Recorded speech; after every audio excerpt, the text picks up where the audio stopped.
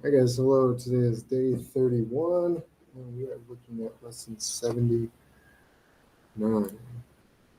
So lesson 79, if you want to flip over there, we are looking at estimating areas. So again, just like when we're estimating product or division or addition or something like that, we only estimate when we're told to do so. Don't say, oh, I remember us learning about estimating areas, so from now on, if we have an area problem, we just estimate it. That's not what this is saying. But sometimes we may have to estimate if it's not a perfect polygon or a circle or something where we truly maybe something where we can't get in and do exact measurements. There are times where we're going to have to use estimating as far as areas go.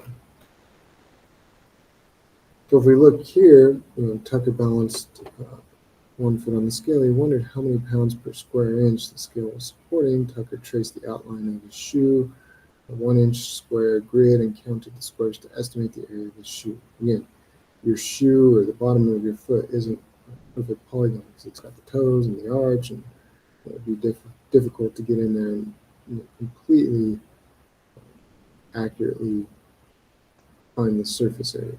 But if we do a grid and we can estimate the area, we can count up the full squares pretty easily, and then the partials. Is it half? Is it close enough to a full? Or like this one, we probably won't count as anything, and go in and do that. So he counted 30 full or nearly full squares and 4 half squares, which would be 2. So we came up with 32.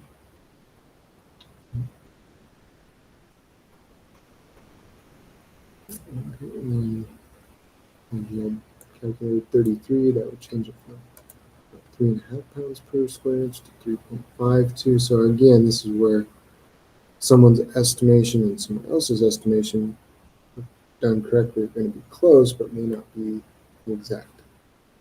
So if we look at this one, prevent a 500-pound piano from damaging the floor, the owner put 6-inch diameter circular casters under the 3 legs of the piano. Use Tucker's method to estimate the area of each caster, then find the pounds per square inch for supports. So again, we find a square so that way there's more than enough. We'd rather have, when protecting the floor, we'd rather have more than we need versus not enough, because then it may wobble or tip or scratch or something like that. So the area, again, we can count up all the full ones.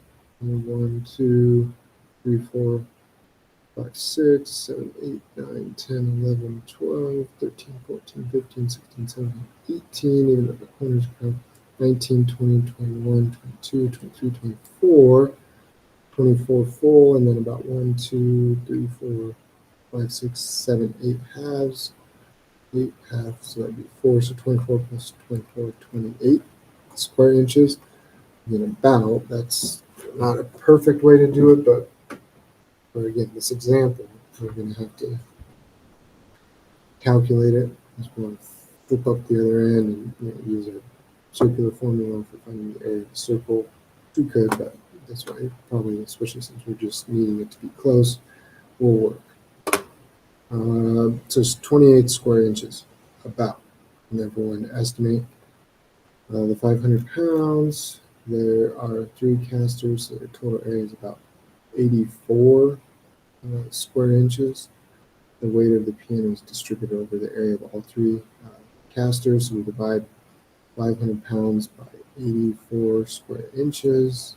500 pounds divided by 84 square inches, we get 6 pounds. Again, this symbol means about, not exactly equal to, but about. Anytime you use rounding or estimating, we want to use that symbol just so people know this is about what we're saying. It's going to be very close, especially if we do it correctly, but it's not exact.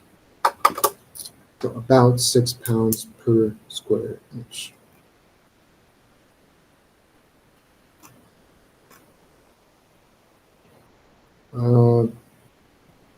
That activity we want to do. The practice that we only have 2 of them, but we'll still do it again. It was in class, so looking at estimating the areas of those different ones.